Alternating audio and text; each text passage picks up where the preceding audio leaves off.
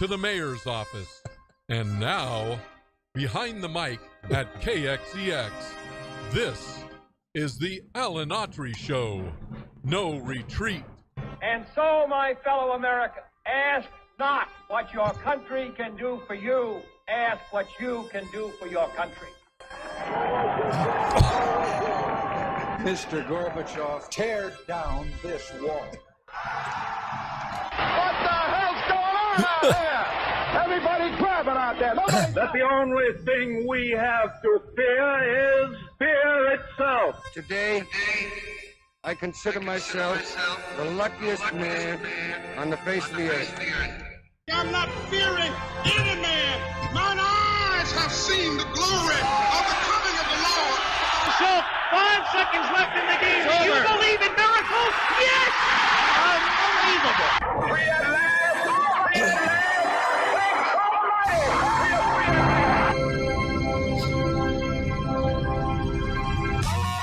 You're listening to the Alan Autry Show on the best talk in town. Talk Radio 1550 KXEX. Call Alan now, 559-899-1550. And welcome to Free For All Friday. Man, I'm one excited Okie today just to be in this studio, to be live, be in America at my age. Pinch me.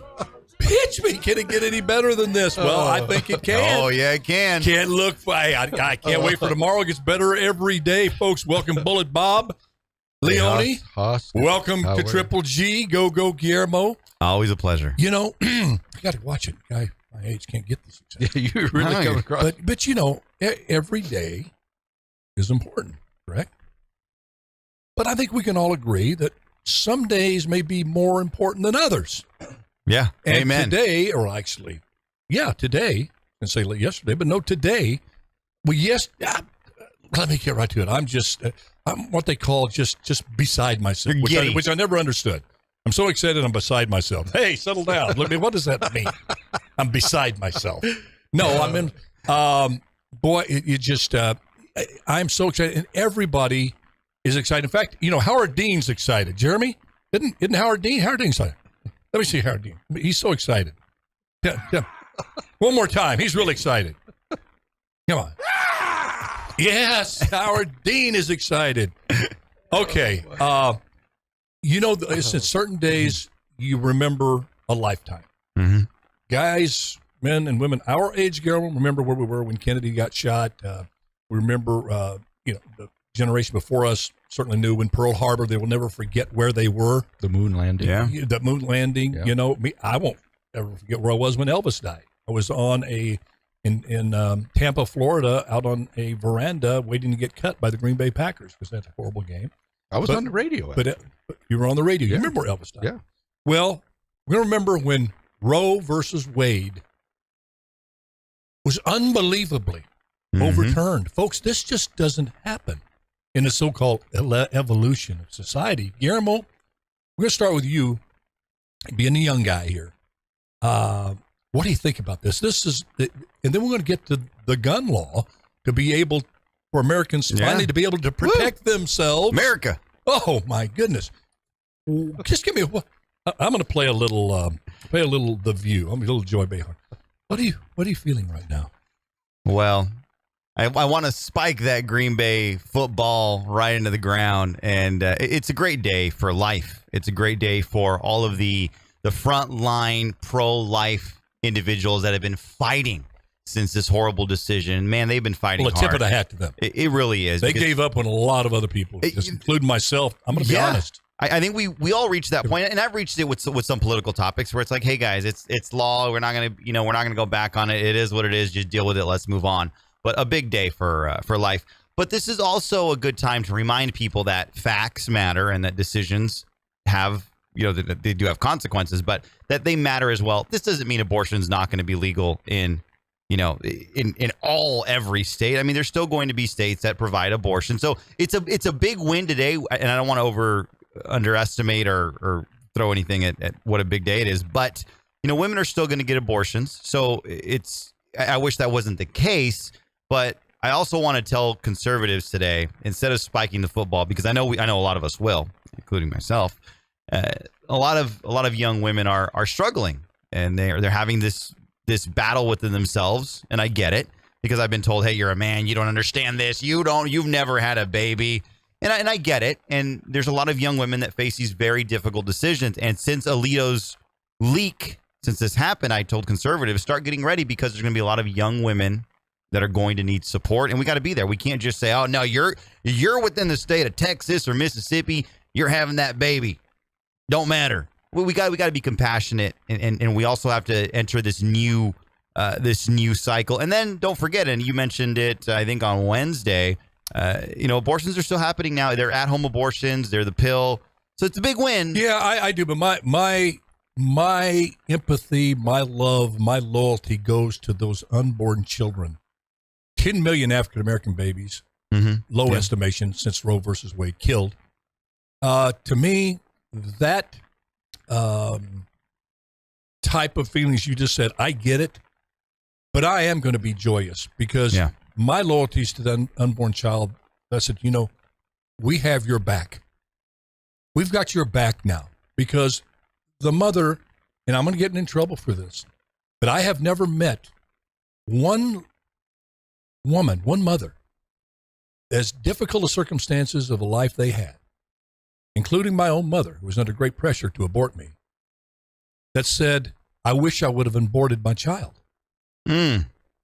Not one. I have never heard one, just the opposite, that have come forward and said, I almost got an abortion, and I can't comprehend what it would be like if I have. And I said, but look at your boy. He dropped out of college. He's working minimum wage. He's got a lot of troubles. He comes to you. He's still living with you. He says, I don't care. I love him. I can't imagine. And to me, a lot of women are not going to have to go through that. Yeah. The tragedy of that, because when you choose life, there's other things are at play. There's a spiritual realm that kicks in, and that spiritual realm is righteous to give life. We do not have the right to take a life once it begins. We simply don't. We're not God. And what happened, that type of thinking used to be prevalent in America. Now you say it, you're a right-wing wacko racist. And I'm going to get a lot of that, a misogynist, and I want to women. And, it's time for us to stand up and celebrate when something like this happens. Don't shrink back from it. We don't shrink back from it. Bobby, what's your feeling? Well, that was well said. Very well said. And I agree with what you're saying. Guillermo, I get it 100%. Right. I'm not jumping down you. I'm just saying a different perspective from an old dude. As J.K. Simmons says in the State Farm commercials, I know a thing or two because I've seen a thing or two. I've been around a while. I say, but Bobby, go ahead. Well, I do think it's one of the most momentous decisions that have been made in our lifetime, I would think. I'm trying to think of some other one, but certainly this is one of the most. It sure beats landing on the moon. Yeah, well, it's one of the biggest things that we call big in art. If we even did. Oh, here we go.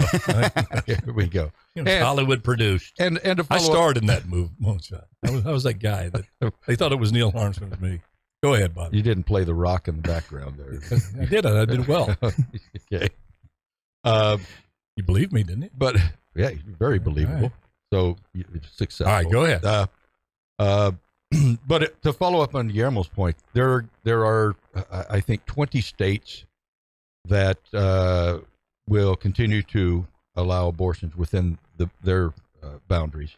There are 20 states that are going to be enacting some type of bans as soon as this gets written up.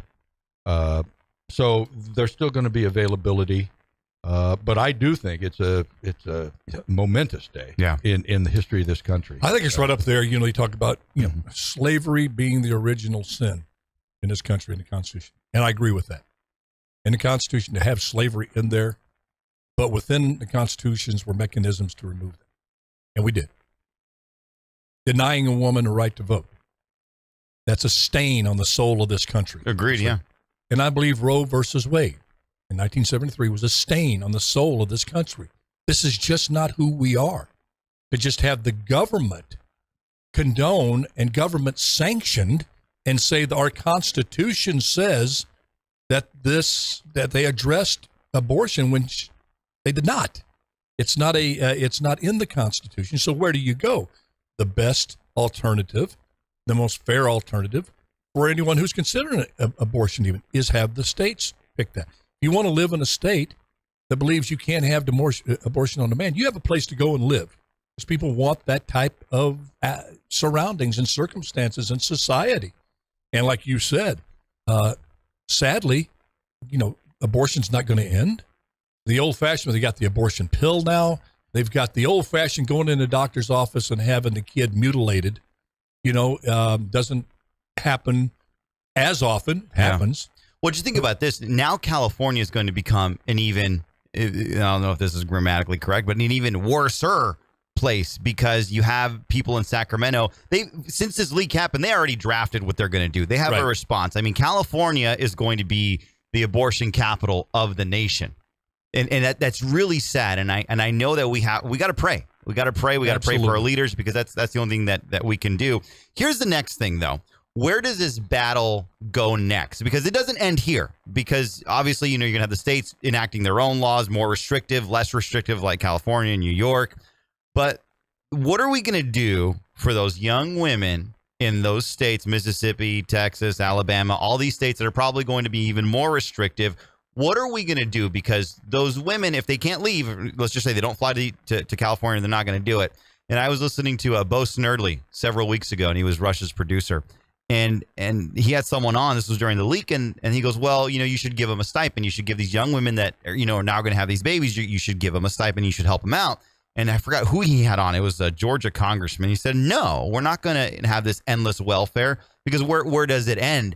And I thought that was a bit harsh. So that's the next evolution of this is, okay, we got what we wanted as conservatives, right? And I very much so wanted this, but what are we going to do for these young women? Well, here, see, then it talks to what you're saying lends itself to the battle of the ideologies, the battle of how we look at abortion and how we look at government. Where's the government's role? Mm-hmm. I happen to believe if you're too old, too sick, too young, or too disabled to help yourself, the government should do what it can to help you some.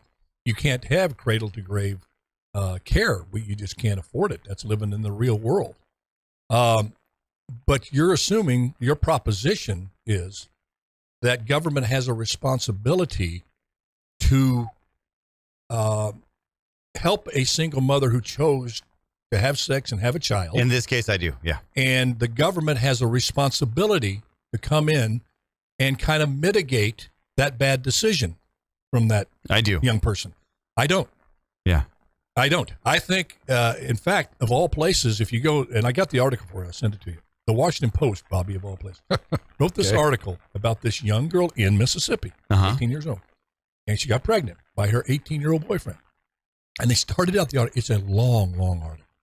And you could tell where the article was trying to go. It starts out with this young lady, let's call her Heather, what have you, but Mary, let's call her Mary. And how Mary had dreams of going to college, and Mary had dreams of becoming a teacher, and all of these things that she was going to do, and what the father was going to do. But then she got pregnant, and all of those dreams. They talk to her, and they quote her. They don't directly what she said, not like in first person, but just these quotes. And it goes on and on and on what it comes. And then it talks about her journey. She got pregnant in Mississippi. She's traveling, trying to go to Texas. They don't have much money. Make a long story short, they don't make it in time. They have the children. They just can't do the and they have the Were they on their way to abort the child? Yes. Okay. So they had to go to Texas. And when I say I'm reading this going, absolutely. Here's this law working for the greater good and for those two little kids that were born. They had time to think along the way as well on that trip. They had time to talk in the car on that trip. Now, they didn't make it. Maybe they would have said, okay, let's have the child. They didn't. And then they talked to and I guess I'm surprised it made it into the article. Probably they were afraid, the writer, that this young lady would come back and do a video saying that's not what I said. Because I don't understand why they capped the article with this. And they finished the article with the young mother saying, when they were in, my children were in me, I saw them differently. Now that they're born, I can't imagine not having them. And they asked her, would she do it? She goes, yes, I have my kids. I can't even imagine. She goes, I cry. I shudder to think that I almost aborted. That's the other flip side of this law of you saying, well, you're going to have to travel all the way to Texas. You can't have it here and this and that. Well, you're assuming that long drive to Texas, that's going to be all bad.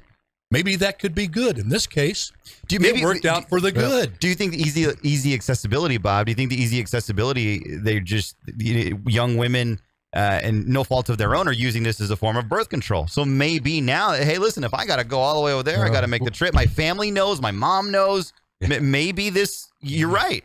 Yeah. Go ahead, Bobby. I think so. This opens a whole new can of worms, or maybe the same can of worms reopened, in that now that Roe v. Wade's been overturned, are there certain conditions? And this is a whole different topic to spend all day on it. Yes. Are there certain conditions that would be agreeable or allowable? For example, if the birth would cause substantial harm to the mother. Sure. And the states, there have to be conditions. Well, sure, but the states are going to figure that out. Well, exactly. If you want to live in a state that says that doesn't matter, even an autistic child has a right to life, and that's the way it is in Tennessee, but not the way it is in Boston and Massachusetts, then you go. I mean, you let the states, and you're going to have a panoply or whatever, a lot of choices in states. But let me go to what you just said, because I'm going to be brutally honest. I'm not proud of this, but it's the truth. That's what I promised you on this show. Back when Roe versus Wade was put into play in 1973, I was in college. And college in the 70s, in terms of moral behavior, was not the heyday. It was not like going to a Billy Graham crusade, let's say, on any campus. The secondhand smoke of the 60s was blowing over into the 70s, the free love and sex and all of that. Big time, and I was snorting it up. Okay? As were a lot of football players. Well, not a lot of test. And at UOP, they had co-ed dorms. It was the greatest thing. Bobby would come up and visit me. It was the a lot. Thing in the world. You liked those co-ed dorms, didn't you? Co-ed dorm. You did, didn't you? It was fun. But that's tell where you, we were, really. That was. Yeah.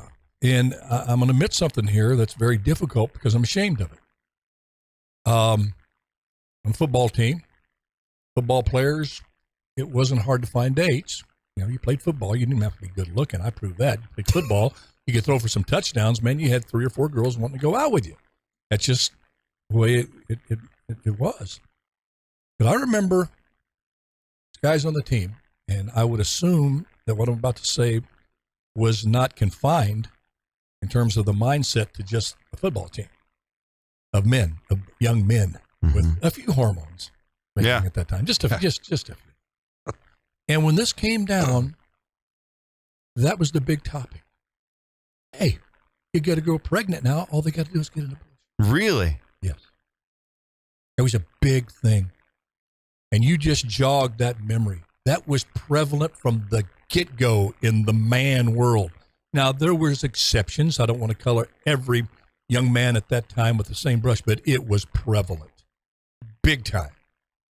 And we didn't think anything of it. Celebrate.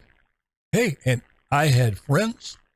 I'm not going to tell you that if it would have happened to me, that I wouldn't have been the same as my friends who their girlfriends got abortions because it was a form of birth control. You could, because they could. And it was, yes. And I look back on that, and I remember one particular case where the girl was just distraught with the decision. And our own little male pea brains were sitting here, why is she so upset? You just go in there and you yank the baby. I'm just telling you, I don't take any, I got to be honest. Now, I've certainly evolved. I look back on that guy, that young, stupid, unfeeling kid and say, are the young kids today much different? The men today much different when you hear the music? Some of this rap music about free sex and this and that. You know that undergirding that, part of the undergirdment of that is the free sex and getting the abortion. Absolutely. You know, it hasn't gotten better, that mindset. So now there might be some more thoughtfulness, mindfulness that goes in before, maybe as you're feeling your inhibitions go after that fifth drink, if you're a young lady or a young man or an older man, you might not ask for that sixth one, because if you have that sixth drink, something may happen and you may find yourself in a situation and it may not be very easy to get out of. You may have to get in a car and drive to another state. I mean, to have these, this is a difficult conversation we're having. Everybody talks about we have to have the difficult conversations, but nobody has them. You can't have this kind of conversation. That's a good point. That's a very good point. It's because your family owns this station. You own a station. You allow that because you believe in free speech. Yeah, no, absolutely. And anyway, go ahead, Bob. Sorry. Well, I didn't have a whole lot to add except that you have to, and the point that you had about young men today, are they any different than they were when we were coming up? I would say no. Probably worse. In the respect that and their responsibility towards sexual activity. Yeah, absolutely. In the respect that your hormones are raging. We went to high school with 500 kids. Then I go to Fresno State where there's 15,000, and it was like, literally take the country kid and put him in the city, and all you want to do, but all I wanted to do was party with my friends and try to meet women. That was it. Do naughty stuff when you're 19 years old. That doesn't happen. Not these days anymore. There's coffee shops and studying. That's all you see now. Well, Jeremy even had to wince on that one. Yeah, all right, buddy. Yeah, I'm glad that was drenched in a lot of sarcasm. So in that respect, nothing's changed. Okay. Well, we're going to take I'm sure we will visit this subject again, but to me, I think in its totality, in the final analysis on this, as beneficial or injurious to society, my needle goes all the way over there, beneficial in so many aspects. Amen. You can still get to the abortion, as you said very well, Guillermo. We hope that mothers don't, that women don't, that they're going to have access. It's just going to be a built-in, there's no saying it doesn't matter how smart you are if you don't stop and think. And this is going to be a stop and think law that has this. When the law was there was no stop and think. It was easy. It's gone now. Now you're going to have to stop and think a little bit. Do I really want to do this? Do I really want to take this chance of getting pregnant? Do I really, as a man, want to be part of this? Because it's not going to be as easy as we talked about. Yeah. I think that is beneficial completely. So we're going to take a quick break. When we come back, another big, thunderous, seismic decision come out of Supreme Court in terms of our right to protect ourselves. We protect our kids at a stronger degree with overturning Roe versus Wade. Amen. This gun law coming out of Supreme Court out of New York is going to make us safer to walk the streets. It's a good day in America. This is Alan Autry, Free for All Friday. We'll be right back.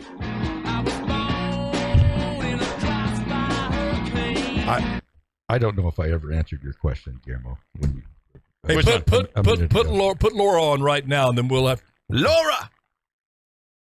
Hello. Hey, Laura. ¿Cómo está, amigo? Amiga. Oh, it's gender neutral. What's a gender? You're Mexican. Give me a gender neutral word for hola. Hola. Just say hola. Oh, but if you want to, God, there's no word in there for. It's not Latinx. Hispanics hate that. Oh yeah, it's a joke. Are you one of them that thinks it's a joke? Oh yeah, Latinx. They did. Oh my goodness, they did a poll. I mean, it is despised in the Hispanic community. Oh, it is bad. I mean, like 80-something%. It is bad. It is Laura, bad. I'm sorry. It's Free for All Friday. My mind went free for all. Go ahead. Are you there? I'm here. Weigh in on Roe versus Wade. Go ahead, girl. Yeah, I'm just going to give all of you three who don't have a uterus. We're going to get a spanking here. We're going to get a big spanking. I knew it. Hey, first of all, don't be contrite about this because it's not funny. It's not funny at all.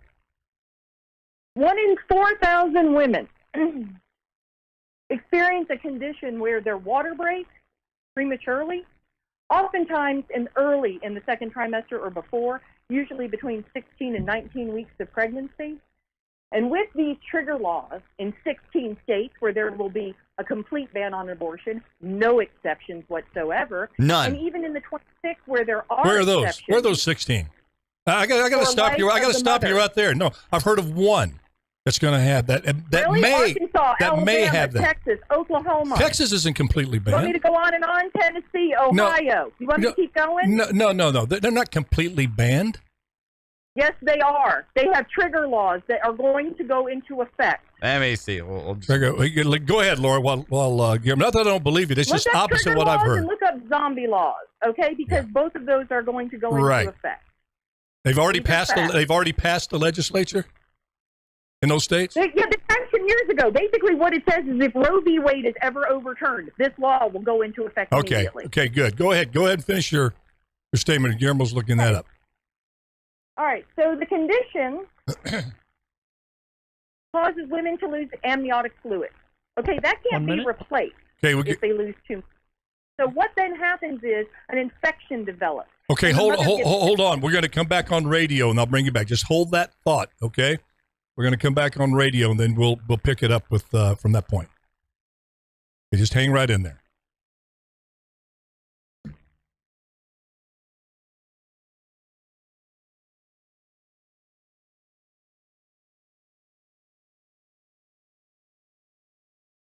$30. Oh, I thought you said 30 seconds. No, I said 1 minute earlier. Oh, sorry. Okay. Sorry, Laura. I thought he said 30 seconds a minute ago, so we could have kept going. But we got about 20 seconds to go. You find it, Guillermo? Yeah, 13 states have trigger bans. Laws that take effect either immediately by official certification. Once they go into effect, these laws other laws. It's called Trust But Confirm. You're listening to the Alan Autry Show on the best talk in town. Talk Radio 1550 KXEX. Call Alan now, 559-899-1550. Hey, and welcome back to Alan Autry No Retreat. We're with Laura Fisher. We got Laura on the line during the break, radio folks, and she's in the middle of explaining to me. First of all, let me clear something up. I don't think abortion's funny at all, but dadgummit, I am going to celebrate this decision. We disagree on it, Laura, but it's your time to talk. You go right ahead. Okay, so here's one of the problems that we're going to have with this overturning of Roe v. Wade. There is too much ambiguity in the determination of what threatens the life of the mother. And I'm going to give you an example of what happened in Ireland. A dentist, she went through IVF. She spent $40,000 to get pregnant. Okay, she wanted her baby very much. When she was 17 weeks pregnant, her water broke. That happens in 3,000 to 5,000 pregnancies around the world. Okay? Mm-hmm. They can't replace that amniotic fluid. So what ends up happening is the mother develops an infection known as sepsis. And sepsis can kill you. Right. Now, many people survive sepsis, but they can't give you the medications and drugs that are required to treat you for sepsis if you are pregnant. When you find yourself in a situation like this, as this dentist did, the hospital would not induce labor. Why? Because her baby was not viable outside the womb at that time, and it would be constituted as an abortion. So they tried and tried to keep her alive long enough, but it didn't work. And she ended up dying, and the baby died too.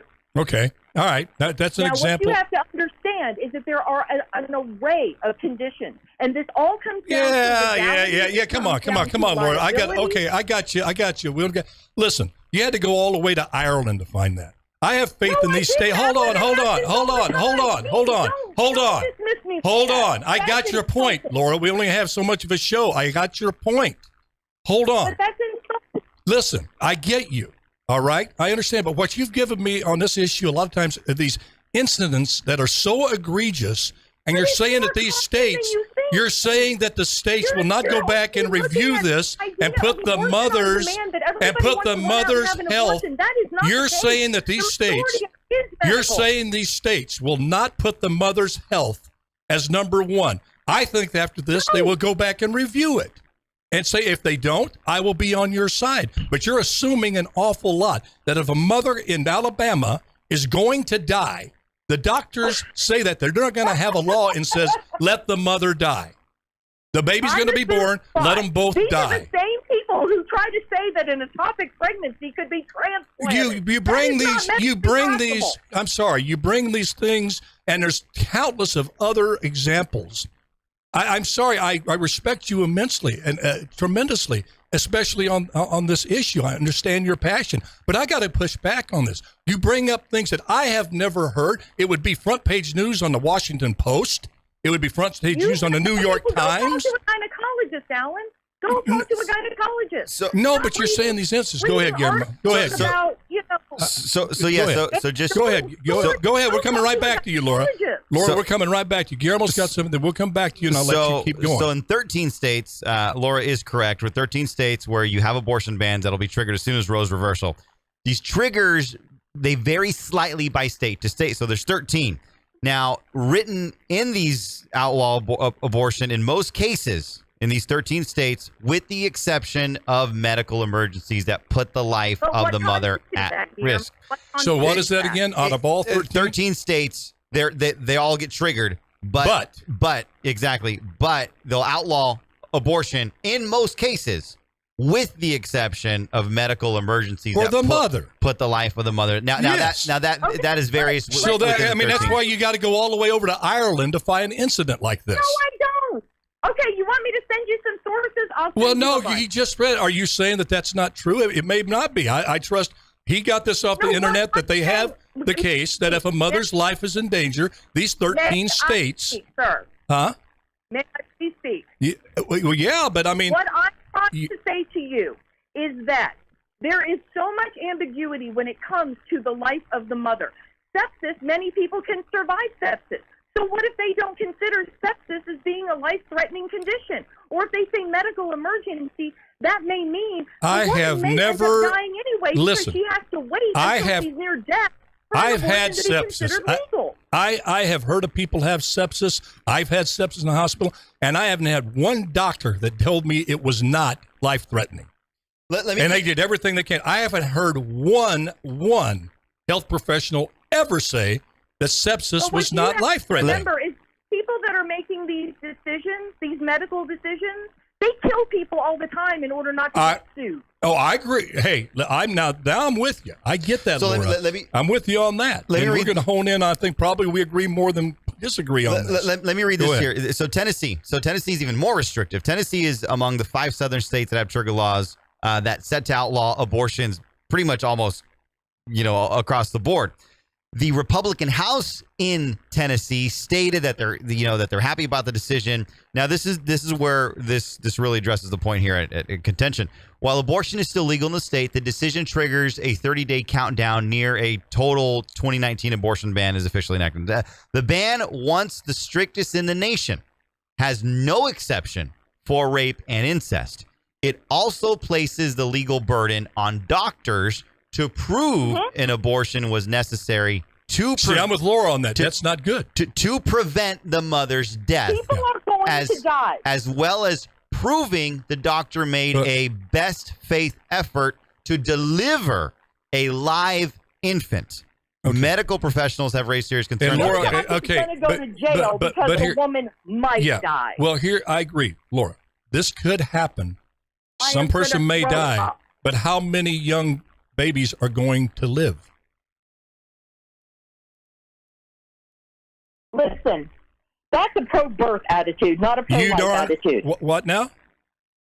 You got to explain the difference. You got to explain the difference. Explain the difference to me on that. The difference is, well, in the UN Human Rights Act, you're not allowed to force pregnancy on. You're not quoting a UN to me. You're quoting the United Nations. Not my Laura is not quoting the United Nations to make her case on abortion. The rest of the lives that are the one that wants the same UN that wants abortion to run rampant on Africa to keep them a third world country forever. I'm talking about the 1946 Human Rights Act that was written by Eleanor Roosevelt. Alan, don't get Well, Eleanor Roosevelt, what's that mean to me? She's not gospel. Is that supposed to impress me, Eleanor Roosevelt? I didn't say she was gospel, but it's a basic thing of human rights. I don't. Eleanor Roosevelt doesn't impress me. She was. I respect her, but what she says doesn't mean any more to me. What you say means more to me than Eleanor Roosevelt. What you say, because I know you. Yeah. Well, I've gotten to know you. You're pro-birth, Alan, because you haven't offered. What is that difference between pro-life and pro-birth? Women who go out and have abortions because they literally cannot pay $15,000 for prenatal care because they can't pay $32,000 for a hospital. Well, this family, this young girl out of Mississippi, who doesn't pay a dime in child support. This young girl out of Mississippi was Po, and she was able to scrap up the money for an abortion. Was heading to Texas to do it. through a series of events, didn't get there, had the baby. Well, So to that's say just somebody one, is so Alan. poor they can't get money for an abortion in today's world when they're sitting still, I think is a stretch. But I understand where you're coming from, Laura. And I know it's tough to shift gears, but we're going to have to. And then we'll address this. And don't think for 1 second. It's an emotional thing for you. It's an emotional thing for me. As I said, you went through things, and I respect you. So, as I said, I respect you more than anything, Eleanor Roosevelt. Nothing against Eleanor Roosevelt, but the fact of her position and status. But you don't get it, and you never will. Well, I got it from a point that my mother could have aborted me, and she was under a lot of pressure to do so, and she didn't. No, I'm not talking. And she had medical conditions as well at the time. She had medical conditions at the time. No, and let's take a break. Let's take a break, Jeremy. All right, we're going to take a break, and I do respect you for this, and I understand it's a very, very emotional subject that means a lot to a lot of people.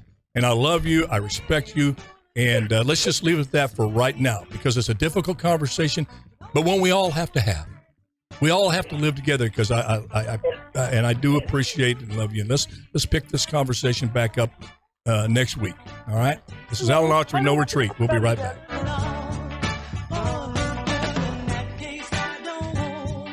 It's a tough subject. It is. It really is. And it's something that it's going to require this. It's to have differences of opinion, to have debate, and at times to have heated debate is not bad. It's very, very good and necessary because of the deep problems we're facing. People want to run away from that. The emotion has to be faced head on. Laura's and mine, we are a product of our life experiences. That's what makes our opinions on things. This whole divided thing and go over here and let things fester, go over here and let things fester. We have to address it. And sometimes that debate can get heated. And that's all right. It's what this country was based upon. But what it is, we don't draw the line. I mean, we don't cross the line. Yeah. Mm-hmm. And you had this conversation, I guarantee you, on another show. You would have people calling each other's names, and Laura and I are not going to do that. Yeah, very true. Yeah, we're not going to do that. And we're all going to take a step back, take a deep breath, and we're going to talk about this again. I think Laura will come back on and do it. I may be wrong, but I think she will. I surely will. And we have to listen. And if I could make this is the biggest misnomer and the silliest thing I think it's ever said is that can be said in terms of discussion is, meet me halfway. Let's meet in the middle. There's no such thing as a middle or halfway. You have to create the middle and the halfway. And the only way to do that is one of the sides that are differing, that have different interests and different takes on. One has to be first to say, I'm going to come over to your side and listen. Okay, I'm going to listen to you. I'm going to absorb what you're saying. I'm not going to interrupt you. Then you come to my side and you listen to my side. Okay. Then out of that information that I guarantee either side did not have and perspectives they didn't have, they begin the discussion with the hope that you can create not a middle, because that means you're going to compromise, but a compromise to say, how do we get through these disagreements in a healthy way and move forward together? Yeah. Well, as a country. The biggest problem with that is getting one side to who's going to be first to even come over to the other side and listen. Who's going to be first to do that? Nobody exactly. wants to listen You're anymore. right. Well, everybody's so nobody wants to be first. They're dug in. Yeah. They're not going to move. Nothing you can tell me is going to change my mind. Nothing I tell you is going to change your mind. And you never listen fully to the other side. So you say these things, these cliches. Well, we got to get in the middle. We got to meet in the middle. That doesn't exist. There is no middle that exists. That has to be created by compromise from both sides. Is where you create the middle. Yeah. Just getting people together. The doctor thing, like pulling teeth. Saving the mother's always got to be priority. Absolutely. That has to be. No doubt. Even if it's a Republican state, Republicans can't be that. Like, hey, no, you're gonna no. So, and I think that's where we would agree. Hey, no, you got to save the mom. Some of the biggest closet supporters of 5 seconds.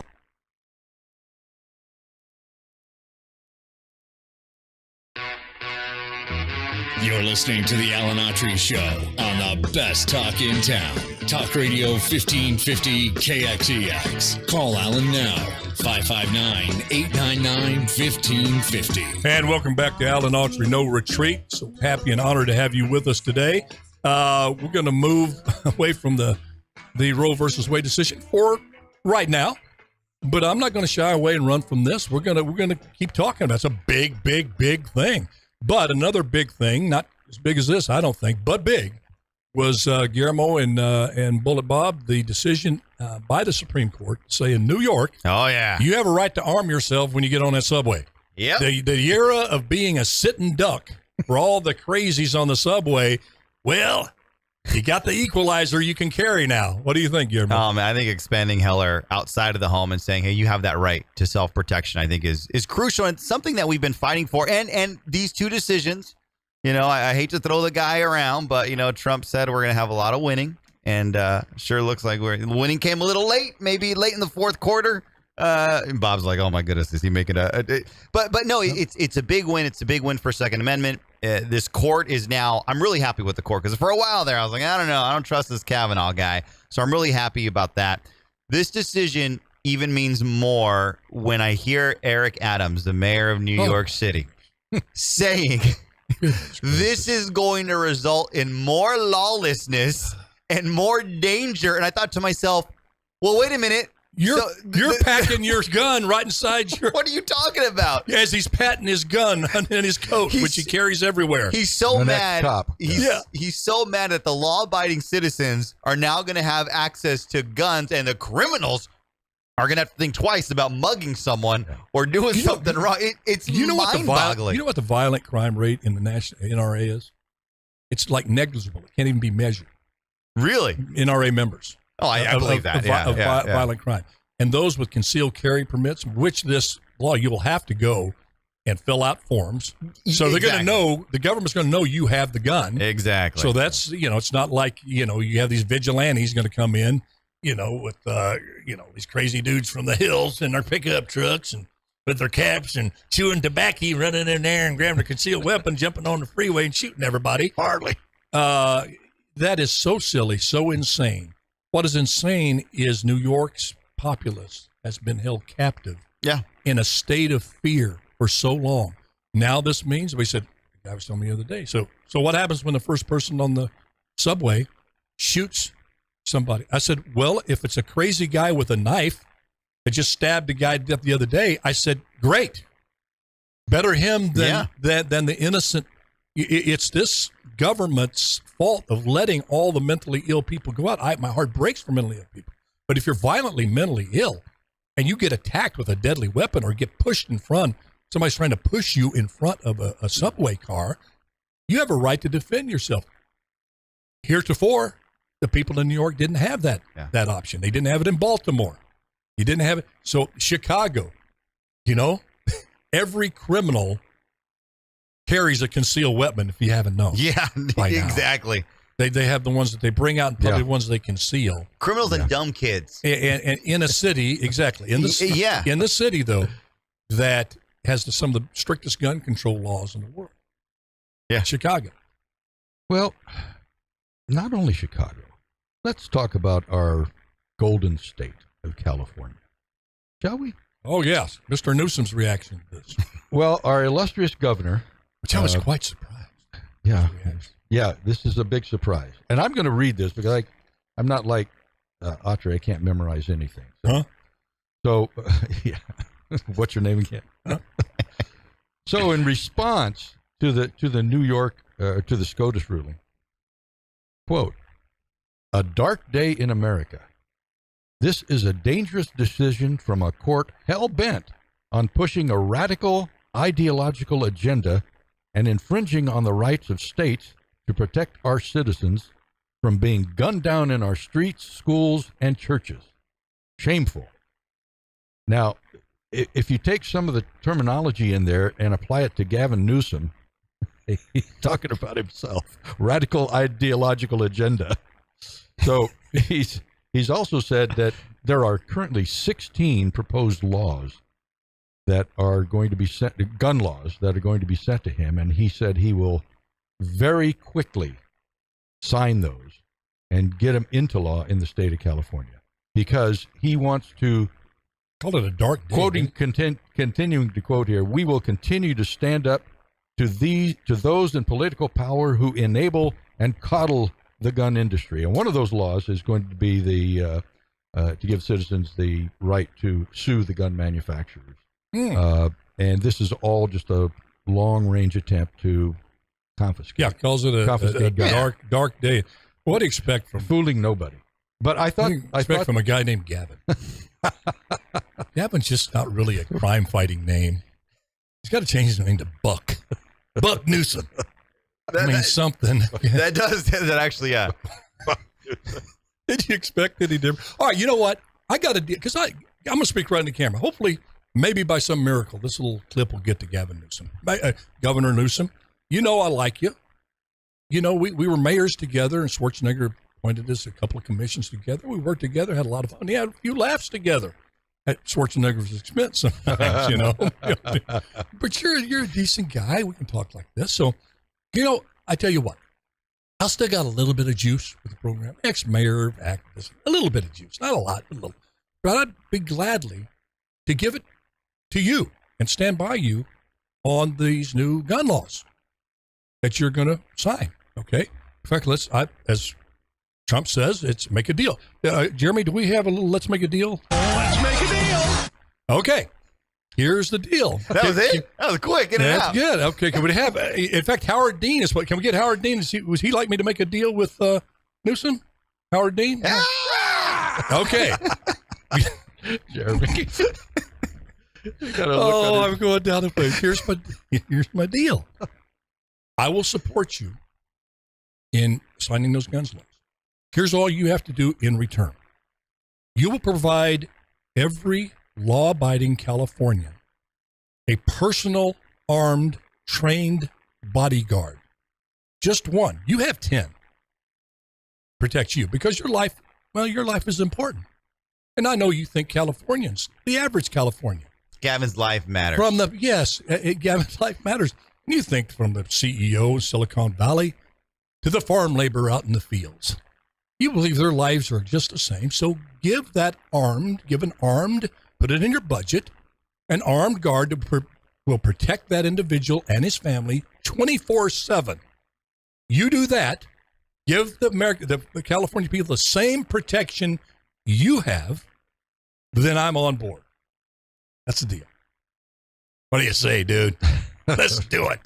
Let's have a press conference, announce it, kumbaya, and California will finally be the safe haven and the golden state again. Yeah. He's going to say no. He's probably going to add this caveat. We got to be able to pay the shooters too. So we're not only on top of that, we're going to give them $1,000. That's insurance. He's not worried about the shooter. He's got 10 bodyguards.